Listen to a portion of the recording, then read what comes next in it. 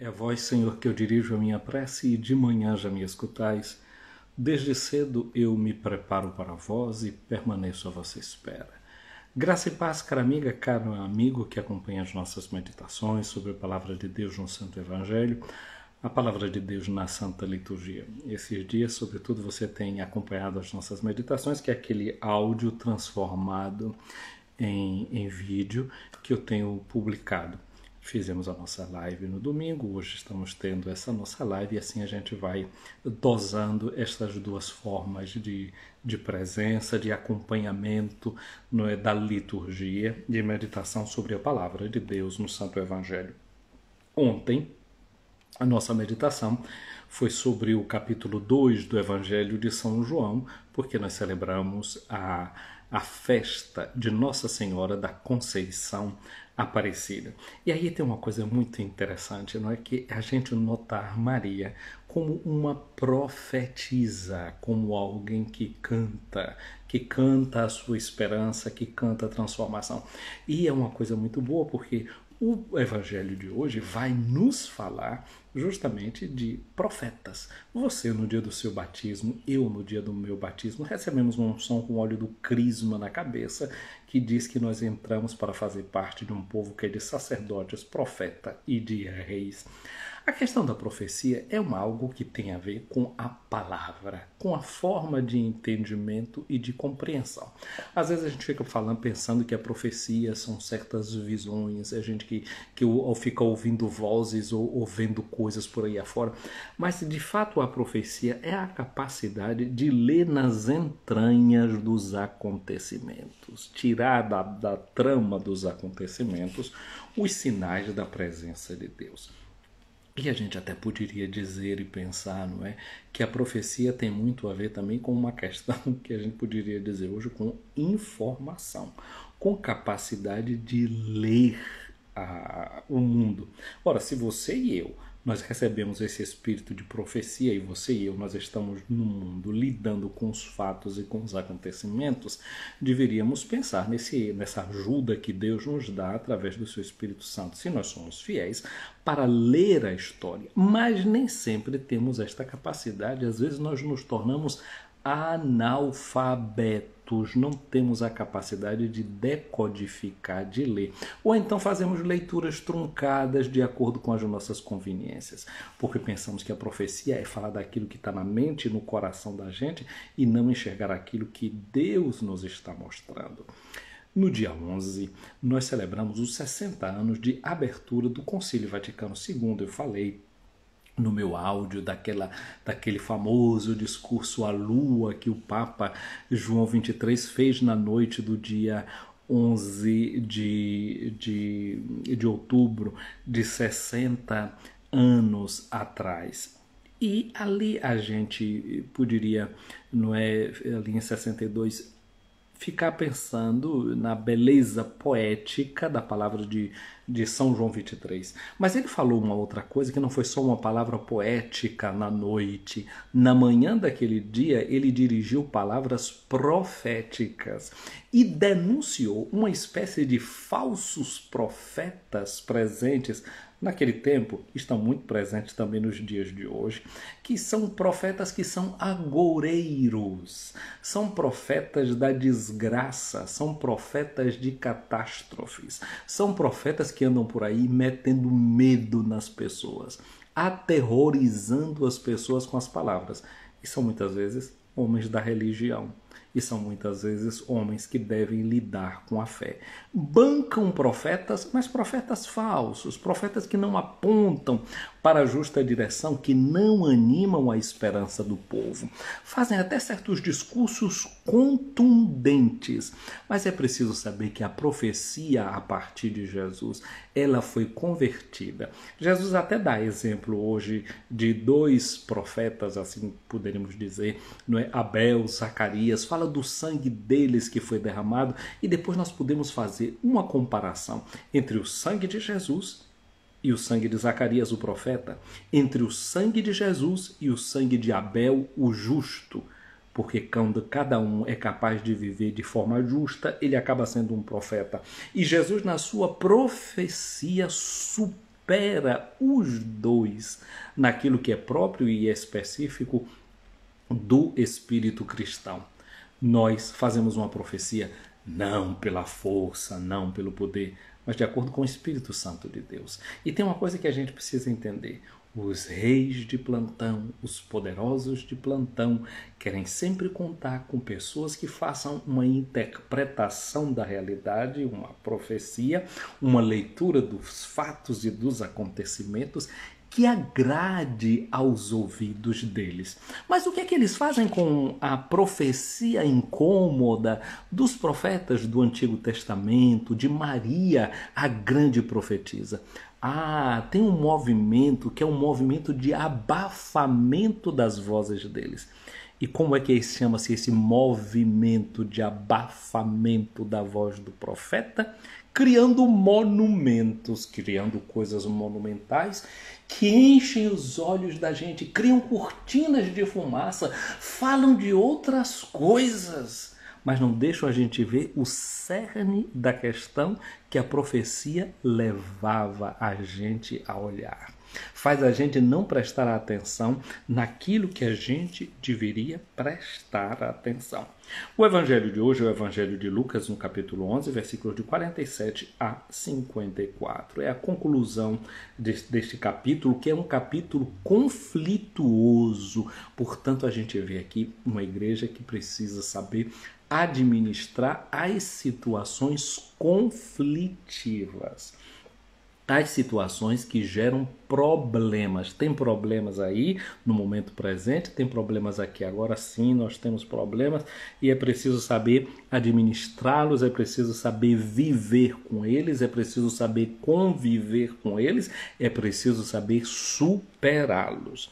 Aqui diz Jesus assim na sua crítica que eles estavam fazendo, que ele estava fazendo aos doutores da lei, aos fariseus, a essa gente que era dominadores de uma ciência, dominadores de um certo conteúdo. Eles eram formadores de opinião, porque eles tinham as sinagogas, tinham o controle do pensamento, eles difundiam comunicação. Nos dias de hoje, você, minha amiga, meu amigo, onde é que você se alimenta de informação? Onde é que você busca a sua informação? A gente sabe que no dia de hoje tem muita gente que recebe muita informação. Agora, o problema é que essa informação não é informação de qualidade. E um outro problema, essa informação não é de qualidade porque ela não é informação verdadeira. Profecia falsa não é profecia.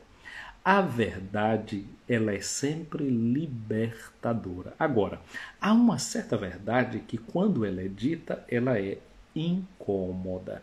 Quando a gente está perdido num lugar e alguém diz a rua certa, a gente não vai se incomodar com essa verdade. Quando a gente quer saber o horário do trem e do ônibus, que hora que vai passar e alguém nos diz qual é o horário, essa verdade não vai nos incomodar. Agora, se a gente estiver tomando caminhos errados na vida, se as nossas opções forem opções enganosas, quando alguém nos disser essas verdades, como elas vão nos incomodar, como nós vamos ficar furiosos em ver e ouvir esta verdade. Há certas verdades que são incômodas, que elas são doídas, e aí tem gente que reage com a multiplicação de mentiras para abafar uma única verdade. Esses grandes monumentos, essas coisas grandes, o grande volume de informação deformativa que muitas vezes gira no meio de nós. Então, portanto, o Evangelho de hoje quer também nos provocar nesse sentido. De que modo a gente se informa, de que forma a gente tem conhecimento. Porque daqui a pouco a gente vai ver a acusação que Jesus vai fazer dessas pessoas. É que eles pegam a chave do conhecimento. Conhecimento liberta.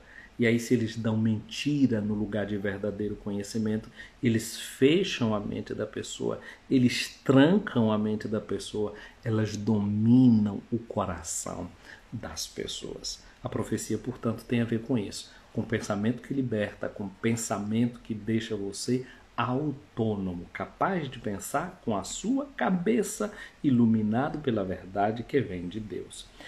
Disse Jesus: ai de vós, porque construís os túmulos dos profetas, e no entanto foram vossos pais que os mataram. Olha aí o trabalho duplo. Uma geração mata o profeta, a outra cria um monumento para abafar a profecia. Veja só, Maria. Ontem nós fizemos a festa de Nossa Senhora Aparecida. Maria cantou o grande cântico, o Magnificat, que o Senhor derrubou os poderosos de seu trono, exaltou os humildes, etc. Gente, há 300 anos atrás, essa imagem de Nossa Senhora Aparecida, que aparece nas águas do rio, que é aquela imagem de Nossa Senhora da Conceição, portanto, Nossa Senhora concebida, mas sem a grande mancha do pecado original. Olha lá a influência do pecado original, é introduzir a morte no mundo. Jesus vai falar de Abel daqui a pouquinho no Evangelho. Então o pecado original destrói a fraternidade, faz o irmão querer destruir a vida do outro irmão, propagar a morte, etc, etc, etc. Tudo isso a gente pode olhar embutido nessa festa de Nossa Senhora da Conceição Aparecida. Não é que na Conceição de Maria, Deus de novo reinicia a humanidade. Agora, aquela imagem de Nossa Senhora da Conceição, ela não apareceu em qualquer lugar do mundo, ela apareceu no Brasil, nas águas de um rio em São Paulo, não é? Veja aqui os centros, como é a coisa, os movimentos da história, etc. E aquela imagem de Nossa Senhora Aparecida, ela aparece enegrecida, ela aparece com a cor daqueles que eram os escravos de ontem, cujas consequências se veem na vida ainda hoje. Aí a gente construiu uma basílica imensa, linda para Nossa Senhora Aparecida. A imagem dela está lá no lugar mais alto que possa ter. A pergunta aqui é o seguinte: Nossa Senhora que desceu nas profundidades dessas águas para se fazer solidária ao negro, ao escravo, assumindo a sua cor. A imagem de Nossa Senhora foi colocada lá em cima. Agora os negros foram colocados nessa nossa sociedade para ficar na mesma altura de Nossa Senhora Aparecida. Nós encontramos no Brasil expressões de amor aos negros, como nós encontramos a Nossa Senhora Aparecida.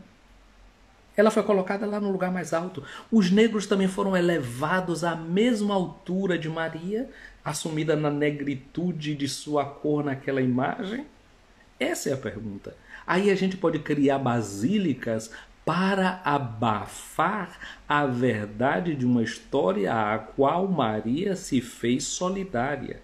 Aí não adianta construir muitas igrejas, fazer muita festa, porque é feriado e não é, e faz isso, e canta, e foguetes, e palmas.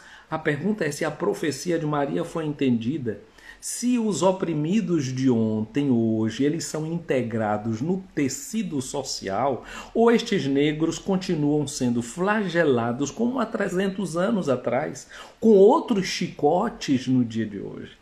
Aí a gente pode criar muitos monumentos para abafar a profecia, para não enxergar a profecia, para não ver aquilo que está sendo dito, para não escutar o que está sendo proclamado. Aí a gente pode querer matar a profecia. Ontem se matavam os profetas, hoje a gente cala a profecia, que é o mesmo movimento, não é? Feito de uma outra forma. Matamos dentro de nós a capacidade de escuta na medida que ficamos impermeáveis ao apelo à conversão. Aqui continua Jesus dizendo: com isso vós sois testemunhas e aprovais as obras dos vossos pais, pois eles mataram os profetas e vós construís os túmulos. Não é? Nós continuamos a aprovar aquela sociedade escravocrata de um tempo, vendo essas formas de coisas que a gente vai fazendo nos dias de hoje. E é por isso que a sabedoria de Deus afirmou: eu lhes enviarei profetas e apóstolos, e eles matarão e perseguirão alguns deles.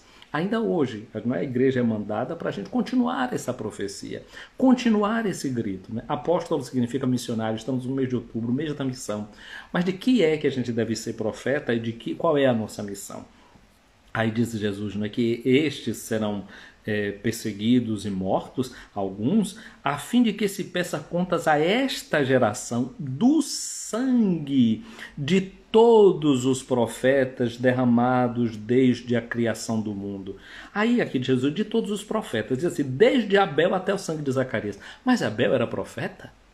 Sim, em um certo sentido, Abel é profeta, porque Abel é irmão e a grande profecia é a profecia da fraternidade. E o que nós estamos fazendo é matando a fraternidade. A carta aos Hebreus nos lembra, lembrem de onde vocês se avizinharam. Vocês se avizinharam da cidade santa, Jerusalém, da Assembleia dos primogênitos. Vocês se aproximaram de Jesus Cristo. Vocês se aproximaram de um sangue que é muito mais eloquente do que o sangue de Abel. O que é que o sangue de Abel gritava? Não é? Deus diz, perguntar a Caim, cadê o teu irmão? Ele diz, por acaso eu sou guarda do meu irmão? E Deus pergunta, o que foi que tu fizeste? Matar o irmão, o fratricídio. Estamos tendo morte de irmãos, irmãos contra irmãos. Estamos vivendo experiência de uma divisão profunda. Mas essa divisão não está começando agora. Que besteira. Essa divisão está entranhada na história da nossa sociedade. Isso aqui agora que a gente está vendo é como um tumor. Um tumor, quando ele é rasgado e a gente espreme, sai toda a porcaria. O que a gente está vivendo é um momento de pressão sobre um tumor que existe. E o pus está saindo. Essa divisão agora é latente, está patente, porque já está lá dentro. A gente carrega isso dentro já há muito tempo. Agora é hora em que todas essas pressões estão fazendo o pus sair. E a gente precisa enxergar isso sem nojo, mas com capacidade cirúrgica de ir à raiz de certas questões. O sangue de Abel, portanto, é esse sangue que grita fraternidade. É a profecia da fraternidade que precisa ser recuperada. E Deus diz, o sangue do teu irmão está gritando por mim. Como é que o sangue dele gritaria? Eu penso que aqui agora vai como aquilo que diz São Paulo na carta, dizendo isso aos romanos. É um sangue que grita, Abá, ó Pai, porque no fundo Abel não é se sente filho de Deus, esse sangue que grita. Mas o sangue de Jesus é mais eloquente do que o sangue de Abel. Depois lembra aqui o profeta Zacarias, esse profeta foi assassinado, né? Mandado assassinar lá pelo rei, no pátio do templo. O templo foi profanado, a casa de Deus foi profanada. Quantas profanações são feitas, né? Estão sendo feitas nesse período. Mas tem uma profanação que é do próprio corpo de cada uma e de cada um de nós. O corpo de Jesus era o verdadeiro templo. Jesus diz, destruam esse templo e eu reedificarei em 3 dias. É o corpo do irmão, né? Voltando de novo àquela comparação que eu fazia, né, da escravidão. O corpo do negro escravizado, cuja cor Maria assumiu, né? Esse templo profanado pela exploração. Muito bem. Esse profeta Zacarias, quando ele fala lá, no segundo livro das Crônicas, no capítulo 24, versículos de 20 em diante, fala da morte dele e de quando ele morre, diz que ele morreu dizendo que Deus veja isso que está acontecendo e peça contas. Então é um pedido de contas. Jesus está dizendo que a esta geração está sendo pedido contas. Agora é interessante aqui agora a gente pensar no sangue mais eloquente do que o sangue de Abel, que é o sangue de Jesus. Quando Jesus morre, ele morre pedindo a Deus para pedir contas à geração que estava destruindo a sua vida? Jesus morre dizendo uma outra coisa. Pai, perdoai-lhes, eles não sabem o que fazem. No fundo, tudo isso que a gente está dizendo, a nossa profecia é uma profecia contra a ignorância. Eles não sabem o que fazem. No mais profundo é uma ignorância invencível quase que está dentro de nós. Essa que aniquila com a fraternidade, que não faz a gente enxergar o que precisa ser visto. Aí a gente precisa deixar que o coração da gente seja iluminado. Aí, eu vos digo que serão pedido contas a esta geração. Ai de vós, mestres da lei, porque tomastes as chaves da ciência. A chave da ciência significa a chave do conhecimento, porque a casa de Deus, né? Bet Hamidrash, assim era chamada essa forma, a casa da palavra, a casa do conhecimento. Assim são as nossas comunidades. Lembra que Jesus, quando ressuscitou, ele fala com aqueles 2 discípulos de Emaús e de repente ele diz assim que ele abriu a nossa mente, ele pegou a chave e abriu a nossa mente, iluminou a mente da gente. O que Jesus ressuscitado faz para a gente é isso. Ele nos dá uma chave de leitura. Por isso que eu falava da profecia como uma forma de ler a vida, ler o mundo, desentranhar o mundo. É ter chave de leitura. O momento atual pede chaves de leitura. E o momento que nós estamos vivendo pede chave de leitura que nós simplesmente fazemos um discurso religioso fajuto. Não é? A chave de leitura que a gente precisa é uma outra muito mais profunda, muito mais consequente, de ver realmente o que é que se encontra em jogo em horas como esta da nossa história. Precisamos das justas chaves da ciência. Ciência religiosa, ciência social, ciência política, ciência econômica. Nós precisamos pegar de novo nessas chaves e não deixar por aí que qualquer um fique manipulando essas chaves. Não é quando alguém vai lá na chave de energia da casa, se ficar apertando um e outro, vai apagar o que não deve. Precisa conhecer o quadro de energia para não sair desligando as chaves desnecessárias.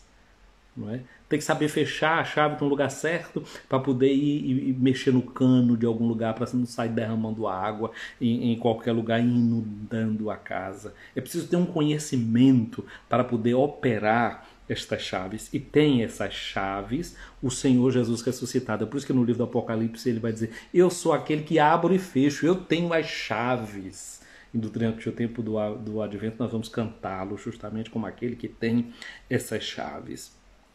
Ele diz para esses mestres da lei: não é? Vós mesmos não entrastes e ainda impedistes os que queriam. Então a gente vai hoje pedir a Deus essa graça de justa compreensão, de não permitir que nuvens de fumaça tirem o foco daquilo para onde a gente precisa olhar. Porque tem muita gente aí mexendo nas chaves erradas para criar fatos, para tirar a nossa mente daquele lugar. E assim faziam aqueles que tinham esse ministério de ter uma chave na mão. Para poder... E era gente que era dentro da religião, viu? Não vamos pensar que era outra coisa. Os mestres da lei, os fariseus, era gente da religião, mas está usando essas chaves com outros interesses, que não aquele que deveria ser dar às pessoas o verdadeiro acesso ao reino de Deus. Quando Jesus saiu daí, os mestres da lei e os fariseus começaram a tratá-lo mal e a provocá-lo sobre muitos pontos. A provocação, essa tática de usar a provocação, da agressividade, isso não é de hoje não, é coisa antiga. Vamos ficar atentos. Não é? Desde o início, desde a fundação do mundo, que a violência campeia entre nós. É Caim matando Abel. Não é? É não ver o irmão e não permitir que o irmão possa ter algo que é diferente. Seja diferente e aquilo que ele tem agrade a Deus, aquele ciúme que está sempre dentro da gente. E eles o que é que faziam? Armavam ciladas para pegar Jesus de surpresa por qualquer palavra que saísse da sua boca. Peçamos ao Senhor que Ele nos ajude, não é, para estar atentos a essas muitas ciladas que muitas vezes são colocadas no nosso caminho, a nós que recebemos esse Espírito do Senhor, que é Espírito de profecia. O Senhor nos ungiu com o seu Espírito, que Ele nos dê a sua força. Minha amiga, meu amigo, peçamos ao Senhor a sua graça, peçamos ao Senhor a sua bênção. Ouvi, Senhor, a minha oração, chegue até vós o meu clamor. Minha amiga, meu amigo, o Senhor esteja acima de ti para te proteger, à tua frente para te guiar, atrás de ti para te defender, dentro de ti para te abençoar. Que a bênção de Deus Todo-Poderoso, Pai, Filho e Espírito Santo, desça sobre ti, minha amiga, meu amigo, permaneça para sempre. Amém. Gente querida, um abraço para vocês aqui acompanhando a nossa live. Um abraço para a doutora Yolanda Lobue, para a Aline Sampaio, para a Sandra, não é, para quem mais? Aqui a Sandra está dizendo excelente comparação, obrigado. Para Nide Gomes, abraço também Francisco de Assis. Um abraço, uma saudação a cada um de vocês acompanhando a nossa live. Um dia abençoado. E aquilo que a gente pede a você que assiste essas nossas lives ou os nossos áudios transformados em vídeos, curta, comente, encaminhe, e assim a gente possa fazer algum serviço que ajude os irmãos e as irmãs. Essa é a nossa intenção. Um dia abençoado para vocês.